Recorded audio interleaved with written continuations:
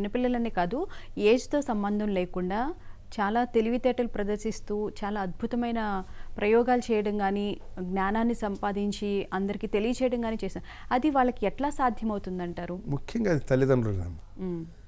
తల్లిదండ్రులు కానీ వాళ్ళ చుట్టూ ఉన్నవాళ్ళు, వాళ్ళ కుటుంబ సభ్యులు కావచ్చు, స్నేహితులు కావచ్చు, ప్రోత్సాహం ఇవ్వడం చాలా ముఖ్యం. మనం ఒకరిని ప్రోత్సహిస్తే మనం కూడా ఉత్సాహాన్ని పొందుతాం. మన ఉత్సాహమే ఇంకోరికి ప్రోత్సాహం అవుతుంది. మనం ఇంకోరిని ప్రోత్సహించడం లేదంటే మనకు ఉత్సాహం లేదు. మనకు ఉత్సాహం ఉంటే ఇంకొని తప్పకుండా ప్రోత్సహిస్తాం.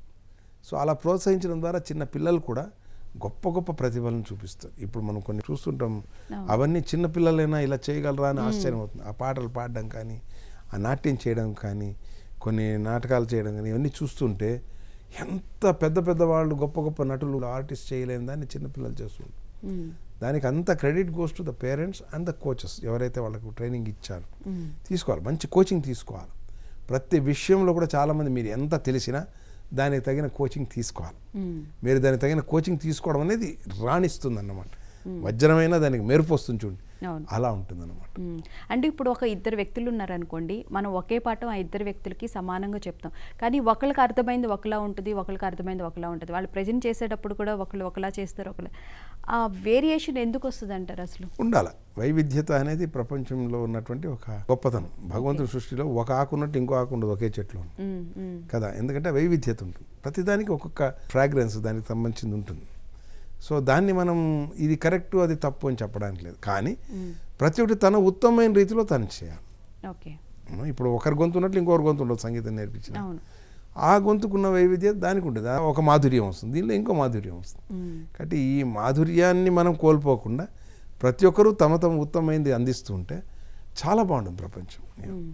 మీరు ఒక గురువుగా ఏం చెప్తారు? జ్ఞానాన్ని సంపాదించాలంటే ఏం చేయాలనే విషయం గురించి ఏం తెలియచేస్తారు మన ప్రేక్షకులకి?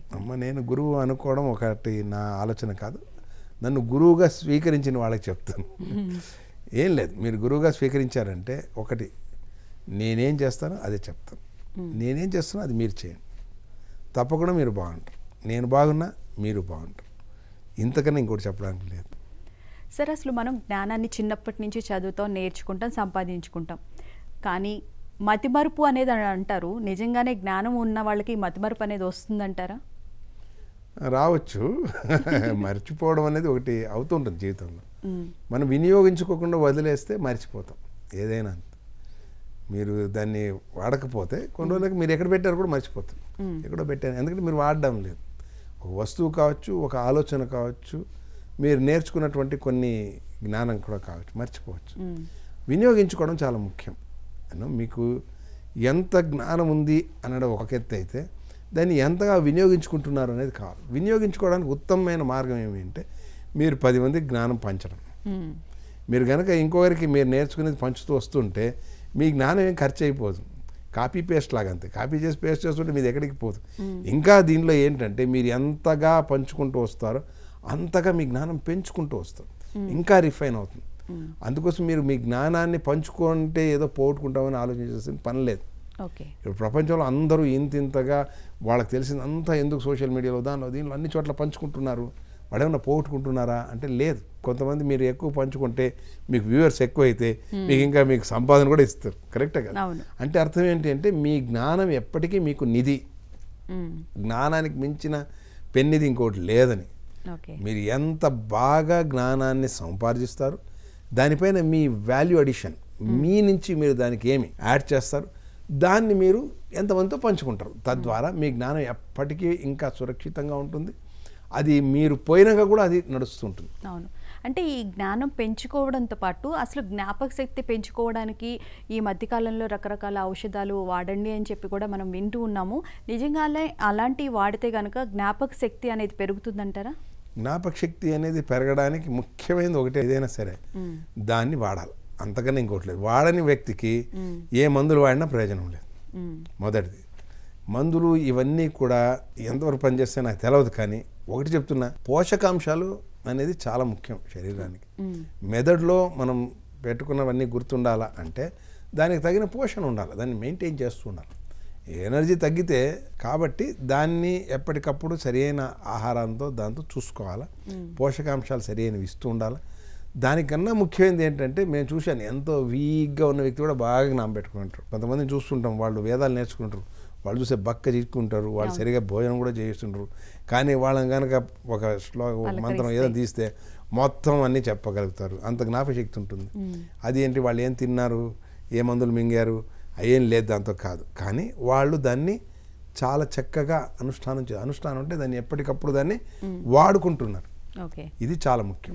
అంటే కొంతమందిని చూస్తే అసలు ఎప్పుడు మాట్లాడినట్టు కూడా మనకి అనిపించరు, కానీ వాళ్ళని పలకరిస్తే ఎప్పుడో ఒక్కసారి మాత్రమే సమాధానం చెప్తారు. ఆ సమాధానం కూడా చాలా వాల్యుబుల్గా మనకి ఉపయోగపడేదిలాగా కూడా ఉంటుంది. అంటే వాళ్ళు ఆ జ్ఞాపక శక్తిని, ఆ జ్ఞానాన్ని తమలోనే ఉంచుకుంటున్నారా, బయటకు ఎందుకు ఎక్స్ప్రెస్ చేయలేకపోతున్నారంటారు? అది ఒక అడవిలో కాసిన వెన్నెల్లాగా లేదా పువ్వులాగా, ఓకే, దాని పరిమాణం దానికి ఉంటుంది. దాన్ని వెతికి తీసుకునే బాధ్యత మనది. ఏ పువ్వు కూడా నన్ను కోసుకో, నన్ను తీసుకో, నీ తల్లో పెట్టుకొని అడగదు కదా. మనం దాన్ని ఇష్టపడి తీసుకుంటే అది మనది అవుతుంది. ఇట్లా మహనీయులు వాళ్ళు చెప్పడం లేదు అని మనం అనడానికి లేదు. వాళ్ళ దగ్గర ఉన్న తీసుకునే బాధ్యత మనది అని తెలుసుకోవాలి, మనం వెళ్ళాలి. ఒక వ్యక్తి, ఆయన స్వామి బువా అని, సుమారుగా 115 సంవత్సరాలు ఆయన మా గురువు గారు. ఆయన యోగలో చాలా అట్లాంటి వ్యక్తి 3 నెలలు ఉన్నారు మాతో పాటు. ఆ 3 నెలలు ఆయన్ని ఎలా, ఆయన నుంచి జ్ఞానాన్ని సంపాదించుకోవాలా, ఎలా ఆయన యొక్క దీన్ని నేను పొందాలా అని తపన పొంది తీసుకున్నాం. ఆయన కూడా ఎలా ఉన్నారంటే, నేను వస్తానంటే ఆయన కాచుకునేవాడు, ఎప్పుడు ఇంకేంటి ఇంత లేటు అంటే నేర్చుకునే తపన కూడా మనలో ఉండాలి. ఆయన కూడా, ఎందుకంటే ఇవ్వాలనే ఉంటుంది వాళ్ళకు, నేర్చుకునే తపన మనకు ఉండాలి. ఆ 3 నెలల్లో ఆయన నాకు ఇచ్చినటువంటి అద్భుతమైన జ్ఞానం బహుశా కొన్ని దశాబ్దాలు కాదు, శతాబ్దాలైనా దొరుకుతుందో లేదు, ఎందుకంటే అంత నిధి అది.